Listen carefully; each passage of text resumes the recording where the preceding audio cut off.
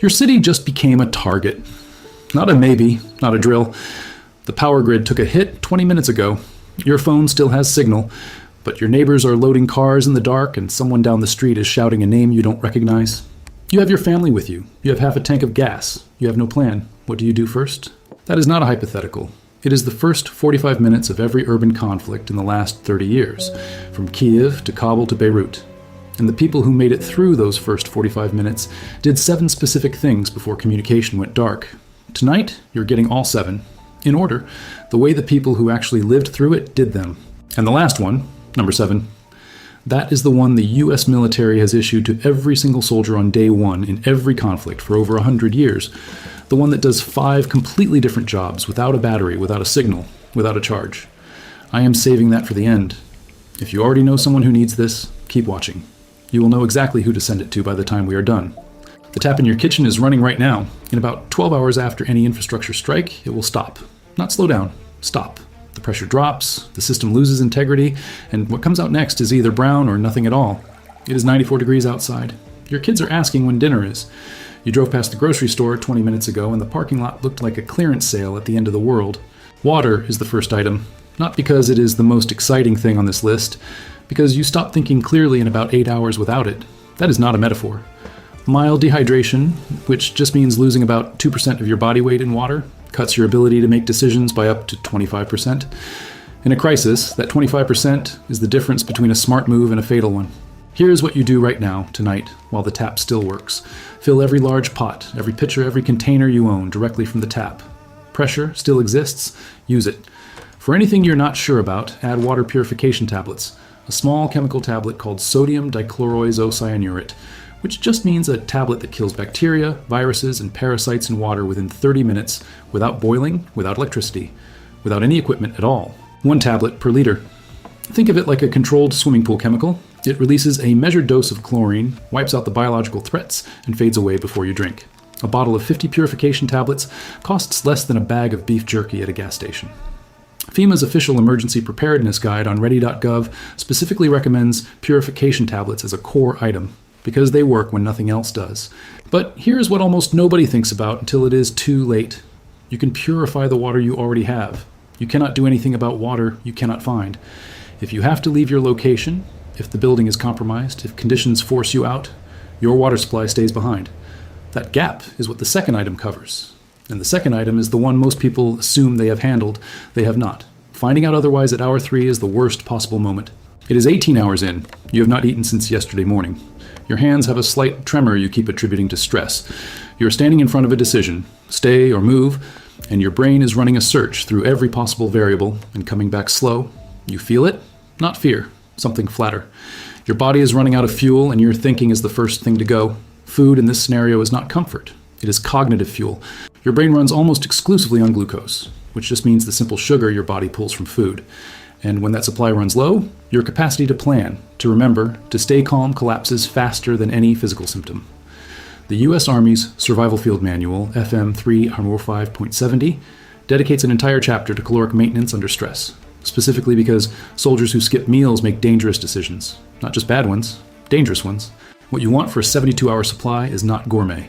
You want dense, shelf-stable calories that need zero cooking and take up minimal space. Peanut butter, hard crackers, trail mix, canned fish, energy bars. Every one of those items stores for months, packs small, and requires nothing but your hands and a can opener to eat. 3 days of food for one person, built correctly, costs less than a fast food combo meal for a family of 4. The floor is 2,000 calories a day per person. That is enough to keep your thinking sharp and your body moving. Under real physical stress, that number climbs. But 2,000 is where you start. Pack it in something waterproof, a sealed Ziploc bag inside a backpack you already own. The goal is not a magazine-worthy prepper kit. The goal is not starving while you make the most important choices of your life. 3 items down, and none of them are the one that quietly sits in federal emergency stockpiles across the country, the one the government has never made a single public announcement about. Keep going. The gas station 3 blocks away is open. The pumps are working. You pull in, swipe your card, and the screen flashes, network error, cash only. The person behind you in line has a 20. You have nothing in your wallet but a debit card connected to a server that is currently offline in a data center somewhere you will never visit. This is not a movie scene. Card networks, the digital infrastructure that connects your bank to every point of sale terminal in the country, go down before power does in many large-scale emergencies. They are cloud-based, which just means they depend on servers in other locations. And when those servers get overwhelmed or knocked offline, your access to your own money disappears, even though the money itself is fine. Cash is the original peer-to-peer payment system. No server, no signal, no electricity, no middleman. It works in every single scenario where your phone does not. The Department of Homeland Security's official emergency preparedness documentation specifically recommends physical cash in small denominations as a core financial preparedness step. Small bills, because in a cash-only environment, nobody has change. A $50 bill is nearly useless if you need a $10 purchase from someone who emptied their register 2 hours ago. What you want is a mix of ones, fives, and tens, at least $200, kept in a sealed envelope inside your emergency bag. That envelope costs less than dinner for two. It does not expire. It does not need charging. And it works when nothing else in your wallet does. Cash gets you supplies. But supplies do not help you if you do not know where you're going or who you're finding when you get there. That is the fourth item. And the fourth item has nothing to do with gear. It is also the only item on this list that costs nothing. Not even a sandwich. Just a pen in 30 minutes. Your partner left for work 2 hours before everything changed. Your teenager is across the city. You have tried calling 3 times and gotten 2 seconds of ring before the network drops the call. The lines are not down, they are jammed. Every person in the city trying to call someone simultaneously is the same as the network being down, functionally. You have no agreed meeting point. You have no fallback location. You are making every decision alone, in the dark, in a city that is accelerating in a direction you cannot read. This is the item that costs nothing and saves everything. An offline communication plan is a written, pre-agreed protocol, a set of instructions every member of your household knows before anything happens, built around 3 fixed points. A primary meeting location, one specific address everyone can walk to from wherever they are in the city. A secondary meeting location, somewhere further out, outside the urban core, accessible by multiple routes in case the primary is blocked or unsafe. And one out-of-state contact, a single person living outside your region that everyone in your family calls or texts as a relay point when local lines are jammed. The reason for the out-of-state contact is physics, not sentiment. Local cell networks overload during local emergencies because every call and text in a concentrated area is competing for the same bandwidth. A call routing through a cell tower to someone in another state often bypasses the congestion entirely. FEMA's official family communication planning guide lists this specifically as one of the 3 most effective preparedness steps any family can take, with data from post-disaster communication studies going back to Hurricane Katrina. Write this on paper. Tonight, every address, every phone number, every fallback in order of priority. Print 2 copies per person, 1 in every wallet, 1 in every bag, not saved as a note on your phone, on paper, because phones run out and paper does not. 30 minutes and a pen. That is the entire cost of the plan that might be the reason your family is in the same place when everything else falls apart. But even the best plan does not function if you cannot move when you need to. And the ability to move in under 5 minutes requires building the 5th item now. Not at the moment you hear the door and realize you have to leave in the next 4 minutes with no idea what to grab. Here is one more clue about number 7. It does 5 completely different jobs. One of them involves fire. Without a match. Hold on to that. You have to leave. Right now. You have 4 minutes, maybe 5. You are standing in the middle of your house looking at years of accumulated life, and you have no idea what matters. So you grab clothes, a phone charger you're not certain works, some food from the fridge, and your laptop, which is useless without Wi-Fi. You get to your car and realize you left your medications on the counter. You forgot the cash. The charger does not fit your car's outlet. A go bag is a pre-packed bag. Think of it exactly like a parachute. You fold it before the plane takes off, not when you're falling. Staged, ready, and never unpacked except to rotate supplies every 3 months. FEMA's ready. Gov defines the baseline emergency kit as a minimum 72-hour supply of essential items. The list includes water, shelf-stable food, a first aid kit, a flashlight with extra batteries, a battery-powered or hand-crank radio, copies of your personal documents, a week of any prescription medications, and a portable battery bank for your phone. The word that matters most in that list is staged. It is not about owning the items. It is about having them in one place, in one bag, accessible in under 60 seconds, already packed. A functional go bag, built from what you already own, costs less than a large pizza with a tip. The bag is a backpack you have. The documents are copies from a printer you have. The food is what you already bought for item 2. The one thing you need to buy specifically is the portable battery bank if you do not already own one, a 10,000 milliamp hour bank, which just means a battery large enough to charge your phone 2 to 3 times, and those run about $25. The system that keeps it working is simple. Every 3 months, open the bag, rotate the food, check the battery levels, update the documents. That is the entire maintenance protocol, 4 times a year, 15 minutes each time. And before you zip that bag for the first time, there's one item that goes in before anything else. The item this entire video has been building toward. You have the clues. No battery. 5 jobs, fire without a match. And one more, you have probably thrown one away in the last year without a second thought. It is 2 a.m. Someone in your group has a wound, a cut from broken glass during evacuation, a fall in the dark, a burn from a fire you did not see coming. The nearest hospital is 40 miles away, and you do not know if any of the roads between here and there are passable. You have ibuprofen. You have a small bandage. That is it. That gap between what you have and what you need is the difference between a person who makes it and a person who does not. A real trauma kit has 4 specific components. First, a pressure bandage. A wide, tight bandage that compresses a wound with sustained force until bleeding slows or stops. Second, a tourniquet, specifically the Combat Application Tourniquet, or CAT, which is the exact model issued to U.S. Army soldiers and can cut off blood flow to a limb in under 10 seconds. Third, hemostatic gauze, a special fabric coated in a clotting agent that accelerates your blood's natural ability to seal a wound, the way a sponge soaks up water but in reverse. And fourth, a basic antibiotic like Neosporin for smaller cuts that will not kill you in an hour, but will become infected and dangerous over days if left untreated. The American College of Surgeons Stop the Bleed campaign, a national civilian training program launched specifically to teach non-medical people how to handle life-threatening bleeding, identifies uncontrolled blood loss as the single most preventable cause of death in any trauma situation. Not infection, which takes days. Not shock, which takes hours. Bleeding, because bleeding kills in the first 30 minutes. A complete trauma kit built around these 4 items costs less than a week of morning coffee from a drive-thru. The CAT tourniquet alone runs about $30. The Stop the Bleed program offers free training classes in most major cities and free instructional guides online. 30 minutes of hands-on practice now is worth more than $1,000 of gear you do not know how to use under pressure. One additional note, your prescription medications. A minimum 7-day supply, kept in the go bag, rotated every time you refill. If your pharmacy is closed, if the grid is down, if you cannot reach a doctor, that 7-day buffer is what keeps a manageable situation from becoming a medical emergency, on top of everything else. 6 items. Every one of them is pointing toward the 7th. Here is the final clue before we get there. The U.S. Army still issues this item on day 1 of every deployment. In 2026, with GPS satellites overhead, with every piece of modern technology the most advanced military in the world possesses, they still hand this out on day 1. You already know what it is. You're 1 sentence away from hearing it confirmed. Every item on this list has been pointing toward this one. You just did not see it in that order. Here is everything you already know. It requires no battery, no signal, no charge, no power source of any kind. It does 5 completely different jobs, one of which involves fire without a match. You have almost certainly thrown one away in the last year without thinking about it. The United States Army issues it to every soldier on the first day of every deployment, even with GPS, even with satellites, even with every digital navigation system available in the modern military.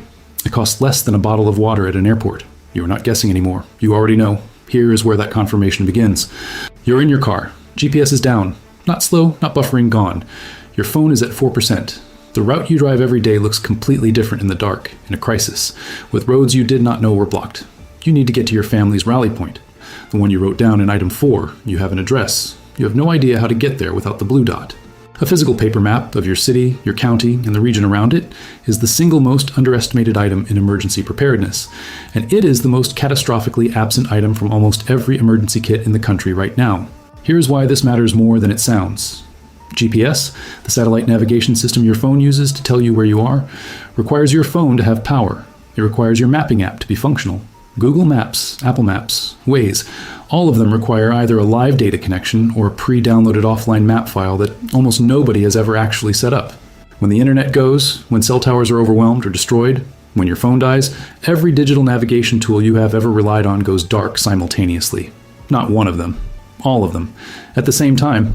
A paper map requires nothing. No battery, no signal, no server, no software update, no subscription fee, no coverage area. It works everywhere, for everyone, at the same speed your eyes can read it. Now here are the 5 jobs it does, because navigation is only the beginning. The first job is the obvious one, getting from one point to another when nothing else works. You have a starting point, you have an address, and you can find a route that avoids the 3 major roads that look compromised. That alone is worth more than everything else on this list combined if the moment comes. The second job is giving you information you cannot get from ground level. A paper map shows elevation, meaning hills, valleys, low points where water collects, high ground where you have line of sight. It shows bridges, railroad lines, industrial zones, hospitals, water sources, fire stations. The kind of structural information about your city that changes every decision you make about where to go and which way to travel. Your GPS shows you a route. A paper map shows you the terrain. The third job is fire starting. This is the clue you have been carrying. Dense, dry paper, and a folded paper map is some of the densest, most consistently dry paper you're likely to have in your bag, catches flame faster and holds it longer than most natural materials you would find outside. In a survival scenario where you need to start a fire and have no kindling ready, a single page from a paper map gives you the time to build a flame into something that lasts. The U.S. Army's SEER program, which stands for Survival, Evasion, Resistance, and Escape, the training program that teaches soldiers how to survive behind enemy lines, lists paper maps specifically as a dual-purpose fire-starting material in its field guidance. That is where the clue came from. The fourth job is communication with other people. When you are trying to coordinate with rescue workers, neighbors, anyone helping organize a response, a shared paper map gives everyone a common reference. You can point to an intersection. You can mark a location in pen. You can hand someone a map with your rally point circled. Saying the blue dot on my phone communicates nothing to anyone who does not have access to your screen. A map is a shared language. The fifth job is the one that does not show up in any field manual, but is real in every documented account of survivors from conflict zones. Psychological grounding.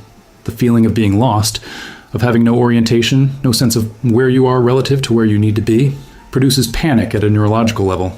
Panic is not a feeling. It is a physiological state where the decision-making part of your brain partially shuts down and the survival reflex takes over. The military calls this loss of situational awareness, which just means not knowing where you are or what surrounds you. And they train against it deliberately because soldiers who are spatially lost make fatal decisions. A paper map in your hands gives you situational awareness when every other tool has failed. It transforms, I have no idea where I am, into, I am here, my destination is there, this road goes through, that one does not. That shift, from lost to oriented, is the difference between panic and a plan. The U.S. Army's Survival Field Manual FM 305.70 dedicates 12 pages to map reading and navigation under emergency conditions. FEMA's official emergency preparedness kit recommendations include physical maps of your local area as a core item, not an optional add-on, a core item. A standard city road map or regional atlas costs between $3 and $7 at any gas station, bookstore, or pharmacy, less than a bottle of water at an airport. Your grandparents kept one in the glove box of every car they ever owned, not because they were survivalists, not because they were paranoid, because it never occurred to them to navigate without one. We replaced that habit with apps, with GPS, with the assumption that the systems would always be up. Tonight, you are putting that habit back where it belongs. By two. One stays in your car, one goes in your go bag.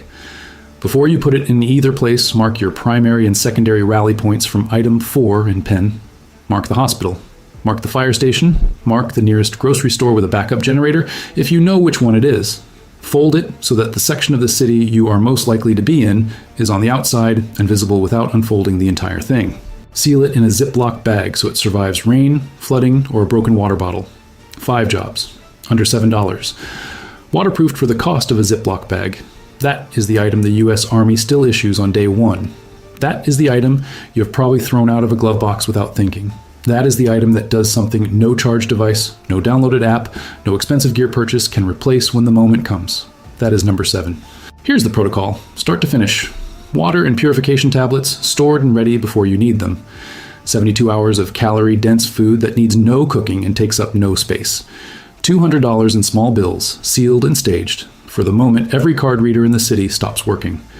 A written, offline family communication plan, primary meeting point and secondary location, 1 out-of-state relay contact, on paper in every wallet. A staged go bag built tonight from what you already own, pre-packed and accessible in under 60 seconds. A real trauma kit with a pressure bandage, a tourniquet, and hemostatic gauze, and a physical paper map of your city and region, marked, folded, waterproofed, and packed. That works when everything else goes dark. 7 items. Most of them cost less than a single grocery run. Every one of them is available tonight.